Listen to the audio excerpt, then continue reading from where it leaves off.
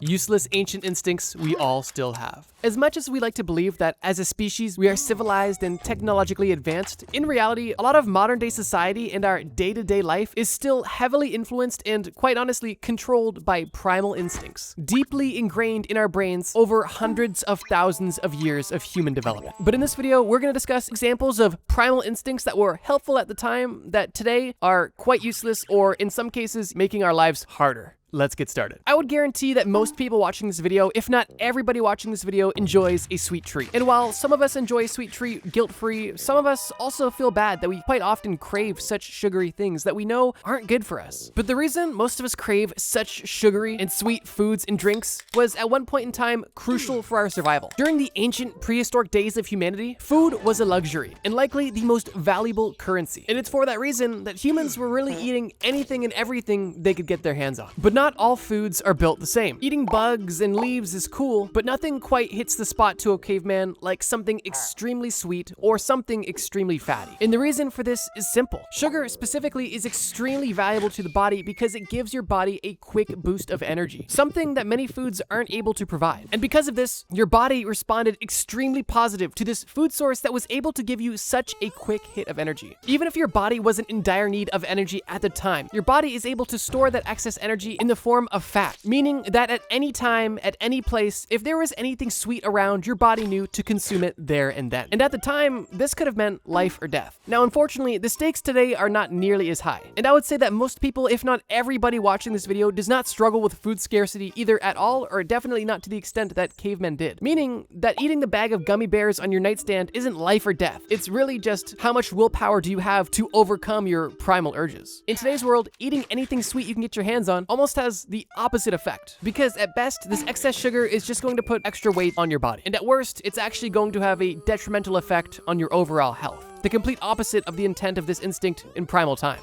So if you ever feel bad about having low discipline when it comes to sweets, it's because a caveman hundreds of thousands of years ago realized that berries and honey give you a kick of energy that bugs, leaves, and animal fats just couldn't do. Oh, and as a quick bonus, the reason why everything in the world today is so sugary is directly related to the human instinct of craving excess sugar. Humans don't crave sugar because everything in the modern diet is full of sugar, because these companies realized long ago that humans fundamentally crave sugar. And if these food companies could provide it to you, you are very unlikely to say no. And that's another trend you'll notice in this video. Not only are your instincts personally working against yourself, but other entities are using your instincts against you for profit, which is kind of dystopian. Another more dystopian part of modern day life is the fact that even though we are living in the best time ever to exist as a human, we likely deal with the most issues ever. And this is because humans have a deeply ingrained negative bias, which, like you guessed, in primal times served a crucial purpose in our survival. But in the modern day, in a world full of complexity, it only makes our life that was supposed to be easier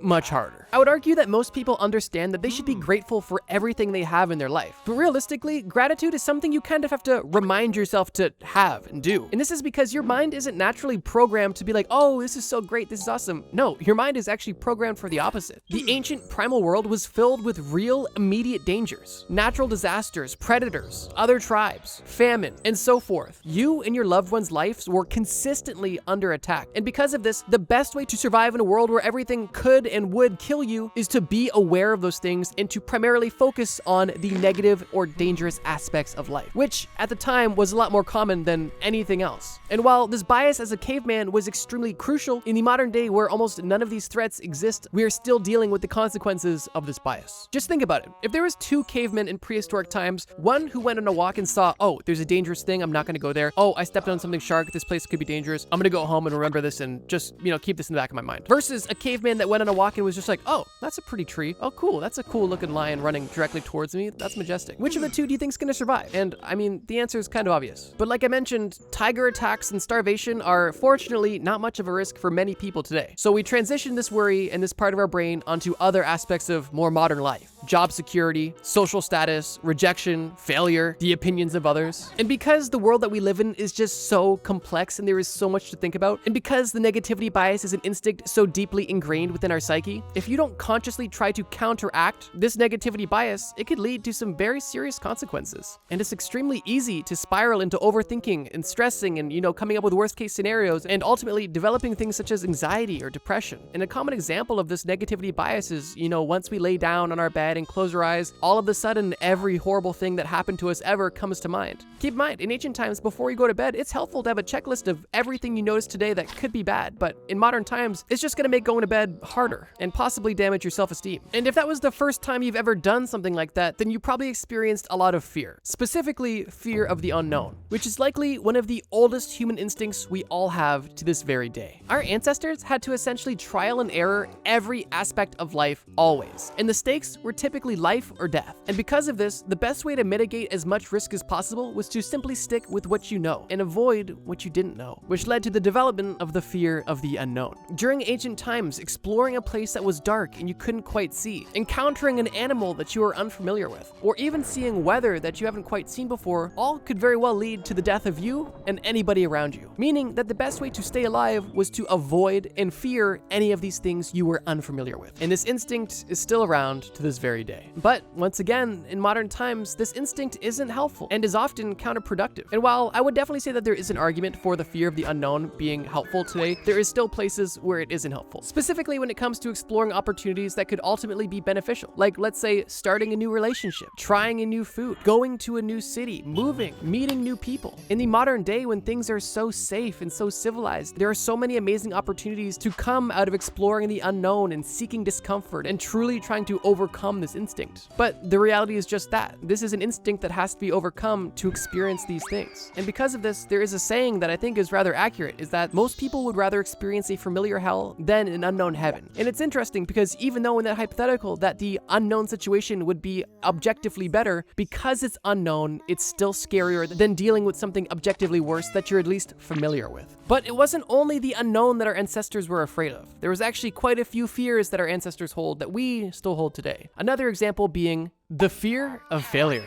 Now, once again, there is instances where this fear is still helpful in the modern day, but as a whole, the exaggerated fear of failure is more detrimental to people than it is helpful. In ancient times, goals were simple and immediate. If you were on a hunt, your goal was to secure an animal. If you're looking to reproduce, your goal is to secure a mate. If you're looking for shelter, your goal is to find a warm and comfortable place. And in all of these instances, if you failed to meet your goal, your life or your bloodline was done. And those stakes are pretty high. And over hundreds of thousands of years of development, our brain began to realize that if we really want something, we cannot accept failure as an option. And while in the modern day, many of our goals are not life or death at all, a lot of people still act like them. Doing worse on an assignment than you anticipated, not getting the promotion you wanted, having an application denied for almost anything. All of these things are uncomfortable and upsetting, but in most cases, they are not life or death. Although some people still act like they are, but it is so ingrained in our being to have that exaggerated fear of failing that typically only holds us back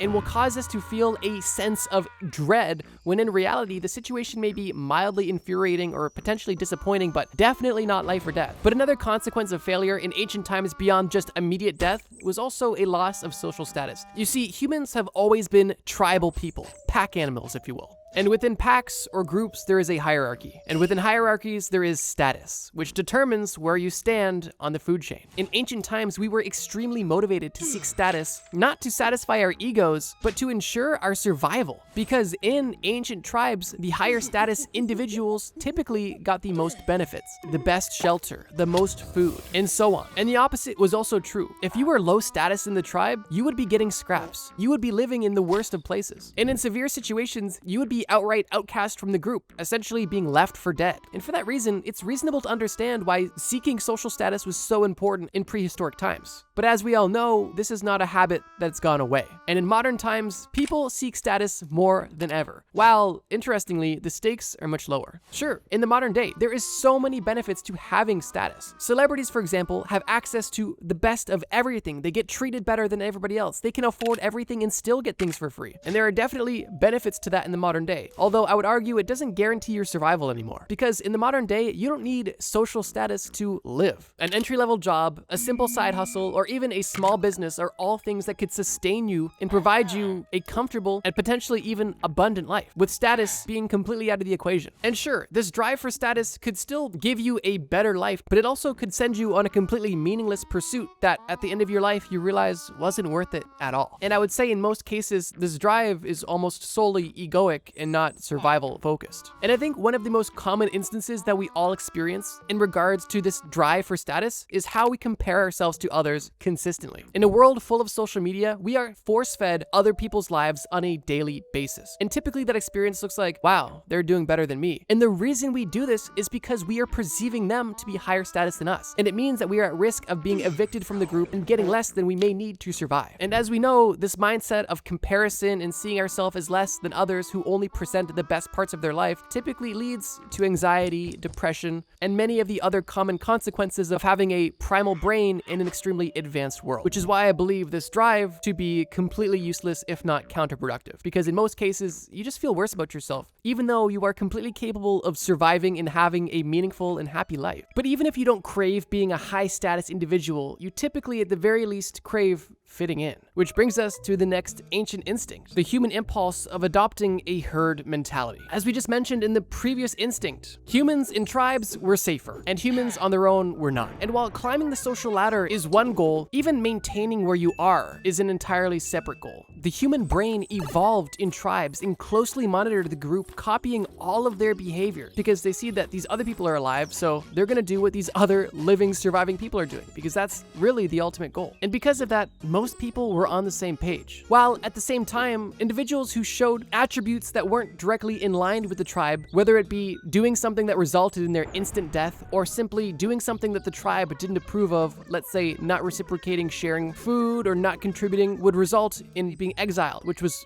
essentially a death sentence. If you notice that everybody does one thing and the people who don't do that thing either die or get kicked out of the group, you're going to quickly learn that it's best to do what everybody else is doing and not stray too far from that. In prehistoric times, it meant coexistence. But once again, today, the stakes are not nearly as high. But that doesn't stop our brain from trying to keep us in line with the greater group. Everybody in one shape or another fears rejection. Whether it be talking to somebody you find attractive, trying to sell something, or simply trying to find a place that you belong. Nobody wants to be told no or that they don't fit in. And this is something that we experience from a very young age and most people carry through the rest of their life. And while herd mentality can manifest itself in a lot of ways, it's most commonly experienced by simply not wanting to stand out or make too many waves or rock the boat. So if you ever feel bad about your desire to fit in and want to be somebody else or want to have other attributes so you could be more like others, it's not that you hate yourself or it's not that you're wrong. It's simply the biology of your brain telling you that if you are more like others, you will have a higher chance of living. And while that's not really the case today, your brain doesn't really know the difference. And similar to our fear of the unknown, this herd mentality in most cases in the modern time holds us back rather than protects us. We stop ourselves from pursuing the things we truly love or doing things we really want to do. It stops us from taking risks or doing things that seem out of the norm. The goal of this herd mentality is to keep us alive, not happy. And what that looks like today is simply doing something that you know is safe, even if you don't like to do it, because doing the thing you want to do might not give you that same safe result. And that could apply to a career, a lifestyle, or really anything. Your brain has decided that the safest way to live is going with the path of least resistance. And what that typically looks like is doing what everybody else is doing. And this is an ancient instinct that is very evident in the modern day. Almost as evident, at least, as our need for control. I would say a good majority of people at some point in their life struggle with having a pretty strong to severe need for control in at least some aspect of their life. Whether it be some sort of power trip or perfectionism or simply a sheer need for things to go their way. The ancient human mind craved control because it was predictable, and it craved that simplicity and predictability, and how that manifested was learning to seek order and trying to create a routine in a world that was completely unpredictable, but somehow simultaneously seasonal and cyclical. And how this looked in ancient times was using this need for this control to establish routines that allowed life to exist, following migration patterns of animals that would sustain your tribe's life, understanding the seasons and following weather patterns and predicting what happens when you saw a certain cloud, controlling the amount of wood you put on your fire to ensure it never never went out. All of these actions are rooted in a desire for routine, order, and ultimately control. But in the modern day, this need for control has manifested rather differently. And the biggest way that our need for control hinders us in the modern day is by people trying to control factors that are out of their control. And this need that people feel that ultimately leads them to have extreme stress and anxiety about certain situations. In ancient times, the only thing we could control was our actions. And our need for control was based in our actionable pursuit of living. But in the modern day, with infinite information at our fingertips in a world that is more complex than our brain could ever perceive, this need for control oversteps its usefulness and becomes a hindrance, whether it be just being socially unlikable because you are too bossy, or being unable to enjoy something because it is not to your exact liking, or spending your free time worrying about something that you have no control over simply because you desire it going a certain way. And these negative feelings associated with feeling out of control leads to a negative spiral, because if you feel out of control, you feel weak, you feel less. And it's through these negative emotions that our brain develops pattern recognition, so it knows exactly what to avoid, so it cannot feel bad, so it cannot die. And this brings us to the final instinct on this list. Looking for patterns that are basically not there. This instinct comes from our brain's natural desire to want to make sense of this world we live in. And in prehistoric times, spotting a pattern could make the difference between your existence and your very quick non-existence. If you notice that every time you eat a certain red berry, you throw it violently, you'll probably begin to avoid that. If you notice a pattern of everybody who wrestles with a tiger turning into red jelly, you're not going to wrestle with tigers. And from these examples, we can see the obvious advantage of pattern recognition. It's our brain's quick and easy way to quickly evaluate a situation and whether it should be avoided or pursued. And pattern recognition works both ways. Similar to our sugar craving we mentioned at the beginning of the video, if we see something that we know is sweet, we are going to be motivated to get to it. And on the same token, we may be hesitant to get this honey because we know that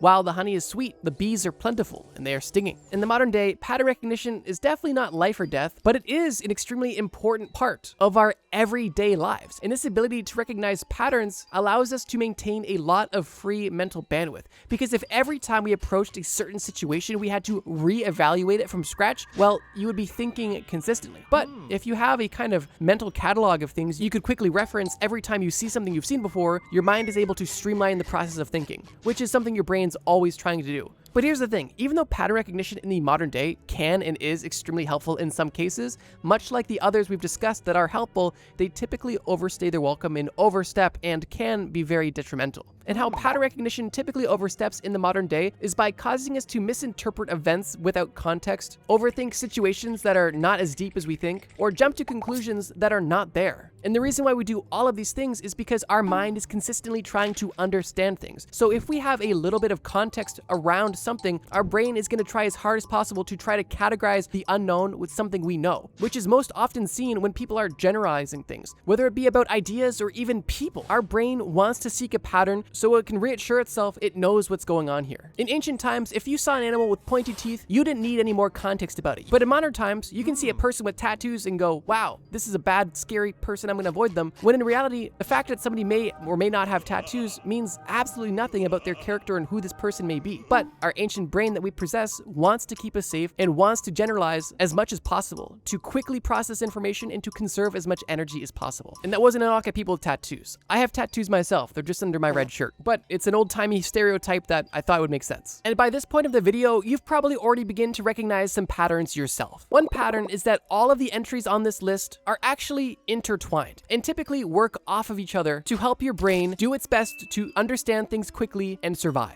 But another pattern I want to suggest is that our brain is just doing the best it can. It's obvious that our brain has evolved to be as beneficial as possible, and our brain has done an extremely good job of developing an operating system that is optimized to keep us alive in the prehistoric world. However, while we have had a brain that has had hundreds and thousands of years to develop to a certain style of life, over the last few thousand years, our civilization has developed rapidly at a pace that our brain is simply not able to catch up to, which has landed us in the situation that we are in now. We are living in an extremely advanced society using powerful hardware that have a outdated operating system, and we're just trying to make it all work. But the bright side is this. While our brain still has instincts within it that are no longer helpful and sometimes hurtful to us, we still have the power and ability to overcome these ancient instincts. With awareness, focus, and intention, you can consciously make an effort to begin to personally reprogram your brain to be more suited to live in the modern day. And these are things that we've already began to do, whether it be consciously or unconsciously. And at the end of the day, our brain is our friend, and our instincts are trying their best to keep us alive. The world we live in is just a little bit different than what our brain is used to. So we've got to kind of update the software on our own, but that's kind of just part of the journey. So if you've been struggling with any of these things that I've talked about in this video, whether it be a craving for sugar, trying to fit in, feeling bad about other people being higher status than you, or craving control, realize that you're not broken and you're not wrong. You're simply experiencing the ancient programming that your brain has developed over hundreds of thousands of years of existence. But understand that this doesn't define you and that you can have a conscious impact on how your brain operates moving forward with enough intention and effort. So yeah, you came to this video for some interesting facts, and now you're leaving with the motivational speech. If you enjoyed this video, check out the video on screen right now. It's a video about the worst times in human history to ever be born. And in that video, I discussed some times when some of these instincts would have very much so come in handy. Thank you guys so much for watching this video. And as always, trust me, bro.